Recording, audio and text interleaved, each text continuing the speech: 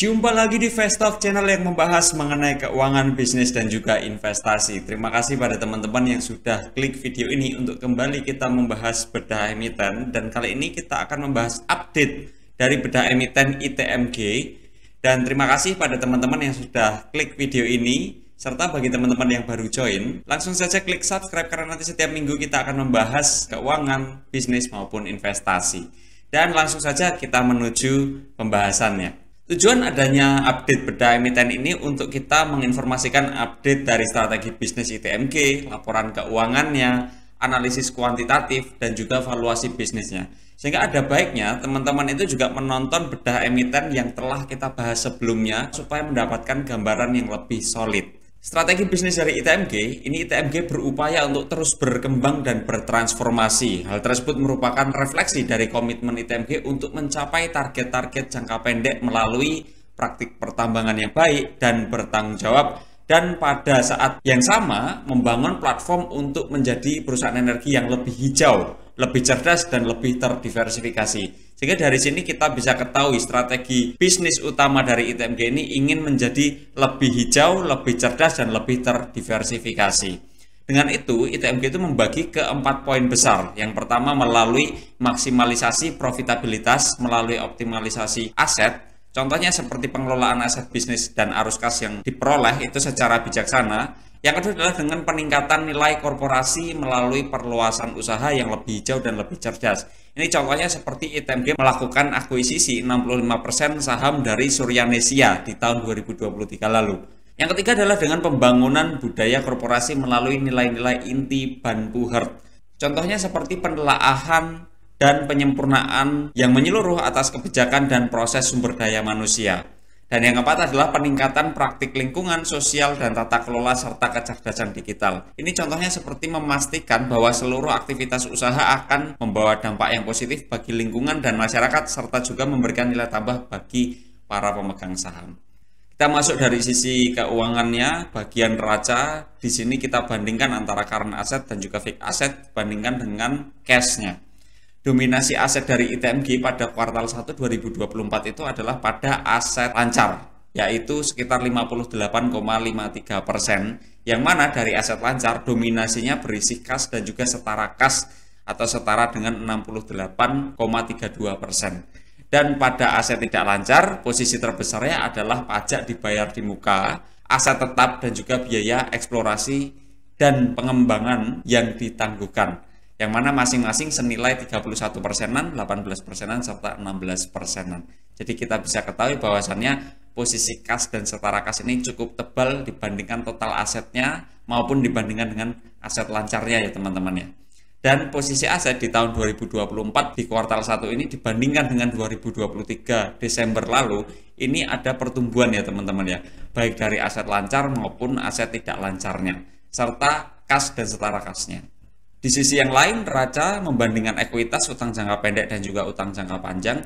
Posisi dari ekuitas di kuartal 1 2024 dibandingkan kuartal 4 2023 itu mengalami penurunan sedikit, tetapi total asetnya tumbuh. Sedangkan pada utang jangka pendeknya itu ada pertumbuhan yang cukup signifikan ya teman-teman ya. Dan posisi dari aset per kuartal 1 2024 itu terdiri dari 74,98% berupa ekuitas, utang jangka pendek sekitar 20-an%, dan utang jangka panjang relatif tidak signifikan sekitar 4-5%. Dan rata-rata pertumbuhan ekuitas dalam 11-12 tahun terakhir itu sekitar 8,64% per tahun. Lalu dominasi utang ini kan adalah utang jangka pendek ya teman-teman. Nominal yang paling signifikan itu adalah utang usaha sekitar 35% dan utang dividen sekitar 26%, serta utang beban akrual atau beban yang masih harus dibayar sekitar 24%-an. Jadi utang-utang jangka pendeknya walaupun cukup signifikan peningkatannya, tetapi tidak ada utang yang punya beban cukup besar seperti utang bank. Seperti itu teman-teman. Kita lanjutkan. Dari sisi laba rugi, kita bisa ketahui bahwasannya di kuartal 1 2024 ini mengalami penurunan dibandingkan tahun lalu ya teman-teman ya. Dan kita bisa ketahui juga selama 11-12 tahun terakhir sebetulnya revenue dan juga laba yang cukup ada lonjakan signifikan itu hanya di tahun 2022. Sedangkan di tahun 2021 maupun 2023 itu sebenarnya ada yang mendekati seperti di tahun 2013 maupun 2018, dan 2024 ini juga kembali mengalami normalisasi. Ya ini tentu saja disebabkan karena average selling price yang kembali normalisasi dari harga acuan batubara yang sudah sempat kita singgung ya teman-teman ya. Dan rata-rata pertumbuhan revenue itu dalam 11 sampai 12 tahun terakhir sekitar 1,44% per tahun, artinya hanya berfluktuasi saja. Sedangkan rata-rata pertumbuhan laba bersih itu sekitar 4,17% per tahun. Ini sebetulnya juga hanya berfluktuasi saja walaupun relatif lebih tinggi ya teman-teman ya. Kontribusi pendapatan kita bisa ketahui sebelumnya pernah kita mention juga, dan di sini kurang lebih posisinya hampir sama. Kontribusi di pendapatan itu ditentukan oleh adanya 3 segmen bisnis, yang mana ini lokasi bisnisnya maupun unit bisnisnya ya teman-teman ya. Yang pertama adalah dari IMM, ini di Kaltim. Ini dominasinya sekitar 45%-an. Yang kedua adalah TCM, itu di Kaltim juga kontribusinya sekitar 32%-an. Dan juga Barinto. Barinto ini kontribusinya sekitar 27%-an yang ada di Kaltim dan juga Kalimantan Utara. Dari 3 segmen bisnis inilah yang menopang revenue dari ITMG. Ini dihitung sebelum adanya eliminasi ya teman-teman ya. Lalu sedangkan pada ketiga segmen tersebut yang punya pertumbuhan paling tinggi itu adalah segmen di Barinto, yaitu dengan pertumbuhan sekitar 19,60% per tahunnya. Ini bisa terjadi karena di tahun 2013 kan kontribusinya masih kecil ya teman-teman ya. Sedangkan pada TCM maupun IMM ini revenue-nya relatif berfluktuasi saja teman-teman. Kita lanjutkan. Ini tadi yang sempat kita singgung, harga acuan global dari batubara. Kita update di sini, kita bisa ketahui bahwasannya harga acuan batubara ini sudah mulai mereda, kembali normalisasi, walaupun masih lebih tinggi dibandingkan tahun 2021 ke belakang ya teman-teman ya.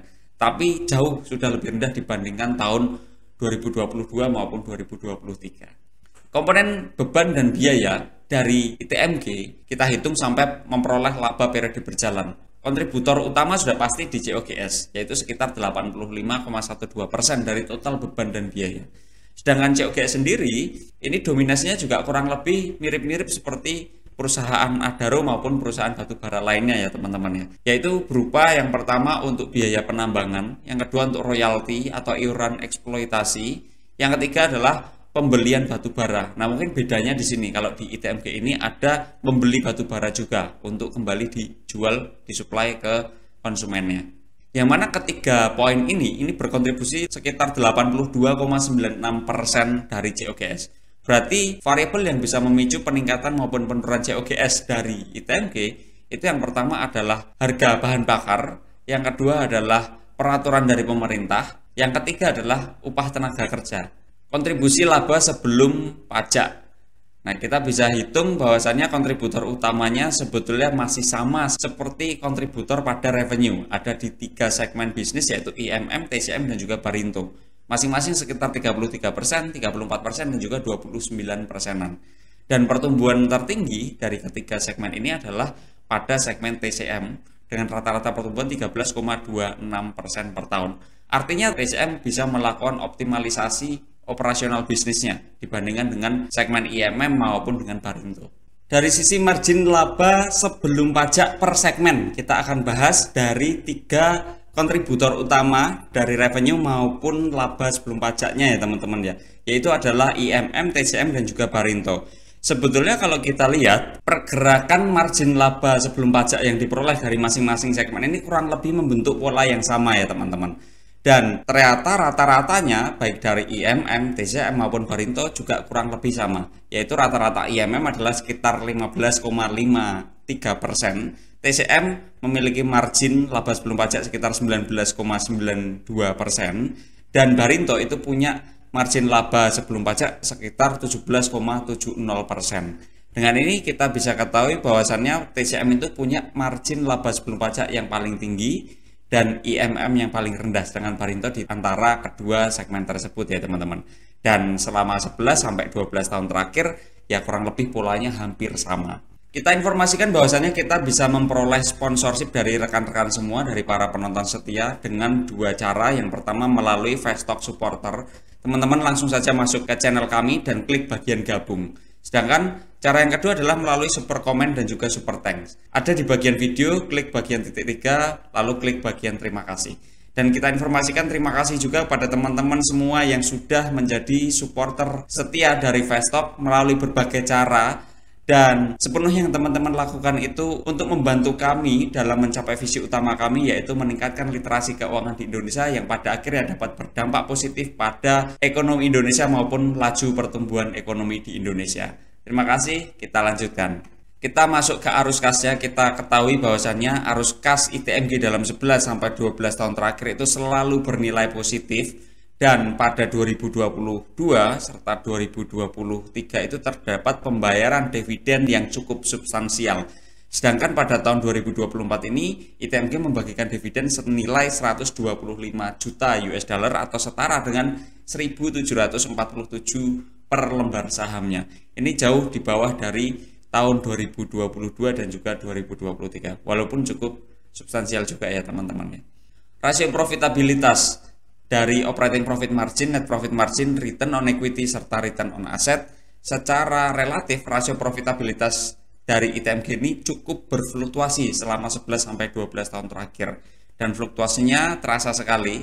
Sedangkan rata-rata net profit margin dalam 11-12 tahun terakhir itu sekitar 13,47%. Sedangkan rata-rata return on equity-nya sekitar 23,60%. Artinya sebetulnya rata-rata net profit margin-nya cukup bagus, moderat ke arah tinggi, serta tingkat return on equity pada tingkat yang relatif tinggi ya teman-teman ya. Walaupun berfluktuasi, tapi rata-rata return on equity-nya ini relatif tinggi. Rasio likuiditas. Rasio likuiditas kalau kita lihat selama 11-12 tahun terakhir mengalami perbaikan, dan saat ini cash ratio dari ITMG berada di level 195%, artinya risikonya ya sangat rendah ya teman-teman ya. Risiko dari rasio likuiditasnya. Kita bisa lanjutkan. Rasio solvabilitas. Di rasio solvabilitas ini sebetulnya berfluktuasi, tetapi debt equity ratio-nya mengalami tren ya relatif ada perbaikan teman-teman. Pada posisi terakhir, kuartal 1 2024 ini operating profit bisa mengcover 84 kali dari interest expenses-nya. Artinya, risiko dari rasio solvabilitas ITMG ini juga relatif rendah. Dividend yield ini yang teman-teman atau investor semua biasanya gemari, menjadi pemicu utama ITMG menjadi menarik ya, karena tingkat dividennya terkenal yang relatif substansial. Nah, mari kita bahas. Data kuartal 1 2024 kan masih nol ya, walaupun 2024 ini sudah diumumkan tapi belum kita masukkan.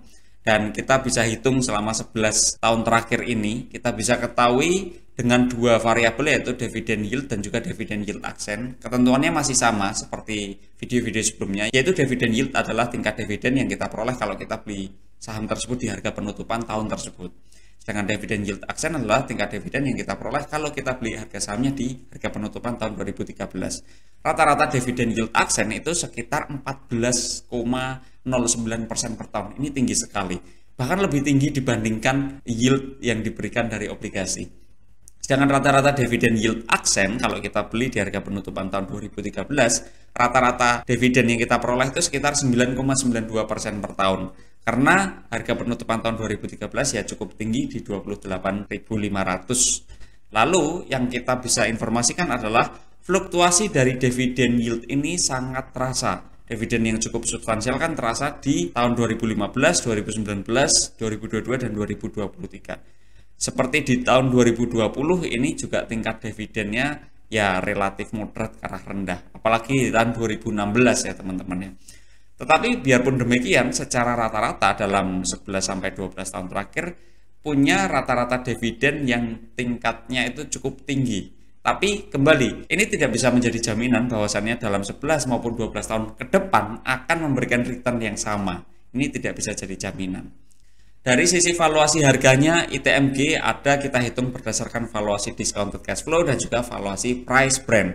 Nah, ini yang perlu dicermati. Kita hitung menggunakan discounted cash flow, asumsinya ada 5. Yang pertama, cash flow per share itu digantikan menggunakan earning per share. Estimasi earning per share kita hitung dengan rata-rata yang relatif konservatif di angka Rp2.858 per lembar sahamnya. Serta discount rate-nya sekitar 15, growth rate sekitar 4,17%, serta terminal growth rate-nya sekitar 3,50% per tahunnya. Dari situ kita peroleh valuasi dengan discounted cash flow itu sekitar Rp26.152 per lembar saham. Kalau kita hitung menggunakan price brand yang sudah kita adjust dengan pendekatan yang lebih konservatif. Estimasi earning per share adalah sekitar 2.858 per lembar saham, dan rata-rata PI rasio dalam 11-12 tahun terakhir itu sekitar 8,65, dan rata-rata PI rasio 8,65 ini ya relatif masih murah ya teman-teman ya. Hasil perhitungannya adalah valuasi dari ITMG senilai Rp24.726 per lembar saham. Kalau kita bandingkan dari kinerja harga saham ITMG di tanggal 14 Juni 2024 sekitar Rp24.050, ya sebetulnya sedikit di bawah valuasi bisnisnya atau kurang lebih sama ya teman-teman ya, mirip-mirip. Sebelumnya kita pernah membahas bedah emiten ITMG itu sekitar akhir tahunan ya, 5 bulan yang lalu di tahun 2023 atau di awal 2024. Yang mana harganya itu di kisaran di 24.000 sampai 26.000-an. Dan apabila teman-teman waktu itu ambil posisi buy, itu bisa dijual sekitar 2 atau 3 bulan yang lalu di level harga 28.000 sampai 29.000-an ya teman-teman. Kesimpulan dari diskusi kita pada siang hari ini adalah yang pertama, ITMG ini punya neraca yang cukup solid, kemampuan mencetak laba bersih yang relatif berfluktuasi tetapi profitable pada tingkat yang relatif tinggi. Arus kas yang dihasilkan itu relatif bagus, dan rata-rata tingkat dividen yang diterima itu secara rata-rata adalah pada tingkat yang tinggi ya teman-teman ya. Di harga saat ini di Rp24.050 per lembar saham, kami rasa harga saham ITMG ini kurang lebih pada valuasi bisnisnya teman-teman. Dan itu tadi diskusi kita mengenai update bedah emiten dari ITMG. Bagaimana nih teman-teman yang belum memiliki ITMG, apakah ingin membeli, atau yang sudah punya ITMG ingin menambah atau menjual atau hold nih saham ITMG. Keputusan ada pada teman-teman, dan kita di sini membantu dalam melakukan analisis. Disclaimer-nya adalah selalu lakukan analisis ulang karena setiap kegiatan investasi itu mengandung resiko teman-teman. Drop juga di komen kita akan bahas apa selanjutnya, karena kita perlu memahami apa yang menjadi kebutuhan dari teman-teman semua.